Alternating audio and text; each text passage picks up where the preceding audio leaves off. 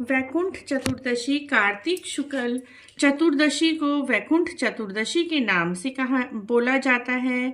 इस दिन व्रत करके भगवान विष्णु जी की विधि विधान से पूजा की जाती है।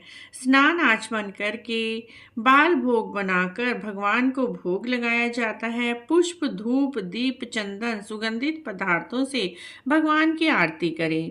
इस दिन वैकुंठ चतुर्दशी की कहानियां भी सुननी चाहिए। वैकुंठ चतुर्दशी की दो कहानियां हैं। वैकुंठ चतुर्दशी की पहली कहानी के अनुसार एक बार नारद जी वैकुंठ में भगवान विष्णु जी के पास गए। विष्णु जी ने नारद जी के आने का कारण पूछा। नारद जी बोले, भगवान आपको पृथ्वीवासी कृपा निधान कहते हैं, किंतु इससे तो केवल आपके प्रिय भक्त ही तर पाते हैं। साधारण नर नारी मोक्ष प्राप्त नहीं कर पाते, इसीलिए कोई ऐसा उपाय बताए जिससे साधारण नर नारी भी आपकी कृपा के पात्र बन पाए। इस पर विष्णु भगवान बोले, नारद, कार्तिक शुक्ल चतुर्दशी को जो नर नारी व्रत का पालन करते हुए भक्ति पूर्वक मेरी पूजा करेंगे उनको स्वर्ग प्राप्त होगा। इसके बाद भगवान विष्णु ने जय विजय को बुलाकर आदेश दिया, कार्तिक शुक्ल चतुर्दशी को स्वर्ग के द्वार खुले रखें।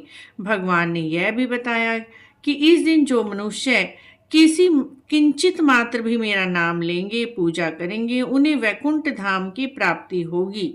तो बोलिए वैकुंठ चतुर्दशी की जय, विष्णु भगवान की जय। वैकुंठ चतुर्दशी की दूसरी कहानी के अनुसार महाभारत का युद्ध होने पर जिस समय भीष्म पितामह सूर्य के उत्तरायण होने की प्रतीक्षा में शरशैया पर शयन कर रहे थे, उसी समय भगवान श्री कृष्ण पांचों पांडवों को साथ लेकर उनके पास गए। उपयुक्त अवसर जानकर युधिष्ठिर ने भीष्म पितामह से प्रार्थना की, आप हमें राजधर्म संबंधी उपदेश देने की कृपा करें। तब भीष्म पितामह ने 5 दिनों तक राजधर्म, वर्ण धर्म, मोक्ष धर्म आदि पर उपदेश दिया। उनका उपदेश सुनकर श्री कृष्ण संतुष्ट हुए और बोले, पितामह, आपने कार्तिक शुक्ल एकादशी से पूर्णिमा तक 5 दिनों में जो धर्म उपदेश दिए हैं उनसे बड़ी प्रसन्नता हुई है।